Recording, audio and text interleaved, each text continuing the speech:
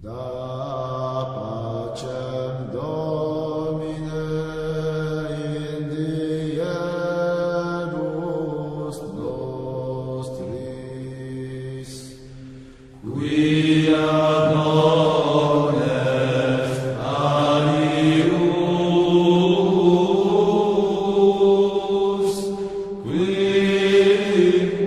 qui pro nobis nisitud Deus noster. Bismillah ar-Rahman ar-Rahim, wassalatu wassalamu ala rasulillah. Dans ma précédente vidéo, j'avais fait savoir que je ne comptais pas en produire une autre avant belle lurette, mais entre-temps, d'autres preuves accablantes concernant la conspiration maçonnique me sont tombées sous la main.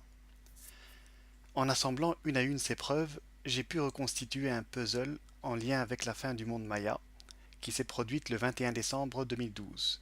Les francs-maçons se sont servis de cette date pour ritualiser toutes sortes de sacrifices dont le dénominateur commun est l'amorce d'une extermination planétaire et planifiée de longue date. Concordia, Raccoon et Corona sont des anagrammes qui s'emboîtent l'un dans l'autre tels des poupées russes et qui constituent, pour ainsi dire, la colonne vertébrale de l'année 2012. Et maintenant, entrons sans plus tarder dans le vif du sujet.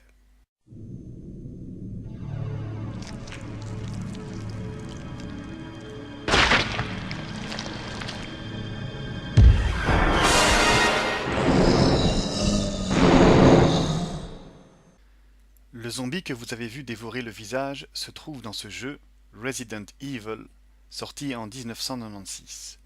Resident Evil signifie le mal résident.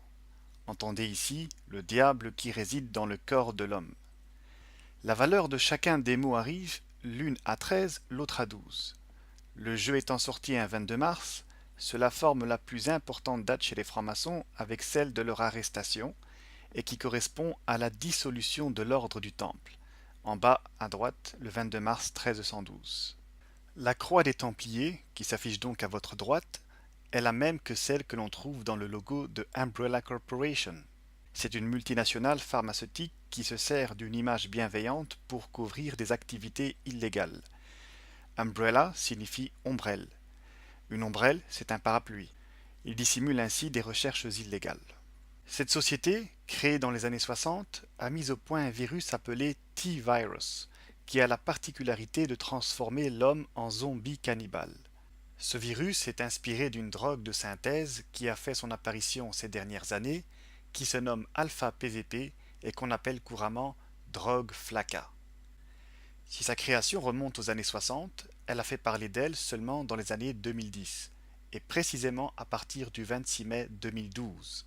Ce jour-là, Rudy Eugène, un habitant de Miami, s'est jeté sur sa proie, Ronaldo Popo, un vieux SDF, et s'est mis à lui dévorer le visage durant de longues minutes, jusqu'à l'intervention de la police qui a mis fin au jour de celui qu'on appelle désormais le zombie de Miami. Pour comprendre ce qui s'est produit, il faut considérer le courant spirituel New Age, fondé au début du siècle passé, et qui s'appuie sur le principe que comme toute communauté religieuse est dans l'attente d'un sauveur, c'est l'occasion de préparer le terrain à la venue d'un Messie unique à la tête d'un gouvernement mondial. Ce nouvel âge, symbolisé par le progrès et la prospérité, correspond à l'âge du Verseau. Chaque 2000 ans environ, le Soleil s'aligne sur une des 12 constellations zodiacales, mais en sens inverse, c'est-à-dire par exemple qu'après l'ère des Gémeaux, ce ne sera pas celle du Cancer, mais celle du Taureau, ensuite Bélier, Poisson, etc. Les partisans du New Age, donc, ont intégré l'âge du Verseau à leur doctrine. S'il y a divergence sur l'année de commencement de l'âge du Verseau, 2012 est considérée comme le point culminant de cet âge car elle concorde avec la fin du monde maya. Les Mayas fonctionnaient avec un système de comptage à base 20. Ainsi, un Baktoun correspondait à 144 000 jours. Sachant qu'un cycle maya équivaut à 13 Baktoun, cela correspond à 5125 ans. Ce cycle prenait fin le 21 décembre 2012. Les adeptes du New Age, dont font partie les Illuminati, interprètent cette date comme une ère de transformation spirituelle et physique radicale, et j'insiste sur le terme transformation. Revenons maintenant aux zombies de Miami. Se trouve déjà dans la date des faits le 666, n'est-ce pas? Ensuite, l'heure à laquelle s'est déroulé le calvaire permet d'aboutir à 5125 ans qui totalisent 13 Baktoun. Et ce sont 18 minutes, donc triple 6. La drogue alpha-PVP a pour principe d'empêcher la recapture de la dopamine et de la noradrénaline qui sont des neurotransmetteurs. Elle endommage de manière irréversible le système nerveux central. Et la personne devenant moins maître d'elle-même, le djinn en profite pour accaparer le corps. C'est le même principe pour le virus T de Resident Evil. Voyons maintenant quelques effets de cette drogue qui est en explosion depuis des années. Experiencing like superhuman kind of strengths. Or it takes 6 policemen to hold them down. That's a problem. Psychotic breakdowns, hallucinations, aggressive, violent behavior, cannibalism and self-mutilation, indiscriminate violence when Flocka takes over. We are living in the context of the end of the age. Wait until you see what really bad is. We are here driving, and there's a guy that jumped on our hood of our car. It's insane. Yes, and I kept trying to stop whatever was in me. you described this as, you said, was it like hell on the inside or the devil? How did you describe it? Voilà. Un jour avant l'affaire de Miami avait éclaté celle de Montréal, dans la province du Québec, où Eric Newman a dépecé l'étudiant Jun Lin, tout droit venu de Chine, après l'avoir dégusté. C'est-à-dire qu'avec une fourchette et un couteau, il découpait un morceau de fesse du cadavre, ce qui lui a valu d'être qualifié de cannibale de Montréal.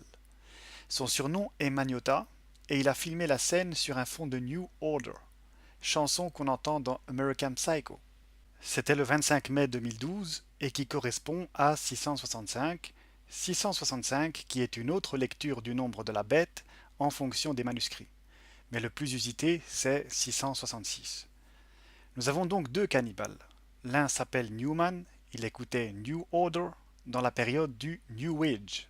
L'autre cannibale est de Miami, qui rime avec May, le mois de mai en anglais, et qui est en lien avec la fin du monde Maya.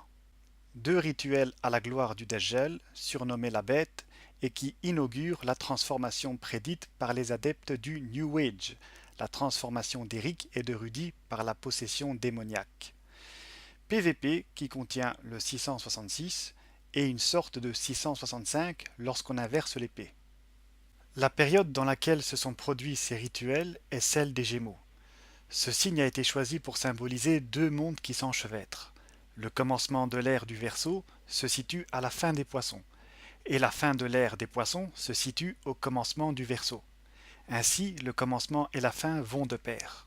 D'ailleurs, le djinn de Rudy, avant de dévorer Popo, lui a dit « Tu seras ma femme et nous formerons un concerto d'amoureux ». Un concerto, c'est une union. Cela indique que le djinn était parfaitement au fait de la mission qu'il devait accomplir. Dans le système duodécimal, c'est-à-dire qui fonctionne à base 12, le 10 et le 11 peuvent se dire de différentes façons. Soit A et B, soit alpha et bêta, ou même T et E, ou encore X et Y. Sachant que l'alpha PVP a été lâché durant l'année 12, comme ce système, la lettre T correspond exactement à alpha. Elles valent toutes deux 10. Dans Resident Evil, la ville où le virus T est lâché se nomme Raccoon City. Pour quelle raison? Tout simplement parce que l'anagramme de Raccoon, c'est Corona et C qui est la première lettre de Corona. C'est un virus qui est apparu en avril 2012 et qui confine donc à mai 2012, mois durant lequel l'alpha PVP a été lâché. Coronavirus, c'est aussi l'exact anagramme de Carnivorous. Le raccoon, qui est un raton laveur, est aussi carnivore, comme vous le voyez en bas à droite, en latin, de l'ordre Carnivora. Comme le raccoon mange de la viande et que le coronavirus donne la mort, les francs-maçons ont désigné Raccoon City comme ville des zombies tueurs. Raccoon est une ville coupée en deux par la Circular River, la rivière circulaire. Ce tracé, on le revoit avec la Jordan River, qui coupe la Jordanie en deux parties. Cisjordanie à gauche et Transjordanie à droite. Et c'est justement là, en Jordanie, que le virus Corona est apparu en avril 2012. La rivière du Jourdain signifie rivière du jugement. car c'est dans cette région que les hommes seront rassemblés une fois sortis de leur tombe pour être jugés. L'homme sortant de terre évoque le zombie. Aussi, le virus Corona, en lien avec Raccoon, a été lâché dans cette région. Ce virus a engendré ce qu'on appelle Middle East Respiratory Syndrome, syndrome respiratoire du Moyen-Orient. Et Raccoon City, la ville des zombies, se trouve dans le Middle West. C'est une partie des États-Unis. On a donc le Middle East pour le coronavirus et le Middle West pour Raccoon City. En avril et mai 2012, sur le site de la Corona, au Guatemala, une inscription a été découverte sur un escalier, comme par hasard à ce moment-là, et elle fait référence à l'achèvement du monde maya 13 Bactún. Eh bien, ce site de la Corona se situe sur la même longitude que le Middle West et la même latitude que le Middle East. Le virus T, dans le jeu, a été lâché en mai 1998 et un premier cadavre a été retrouvé le 20 aux abords de la rivière Marble. Quand on retranche 5125 jours à partir de l'alpha PVP du 26 mai 2012, on tombe exactement dans la période où le virus T a été lâché. La rivière Marble contient des chiffres qui nous permettent de former le vendredi 13 janvier 2012, date du naufrage du Costa Concordia, après qu'il a heurté un récif de l'île de Giglio.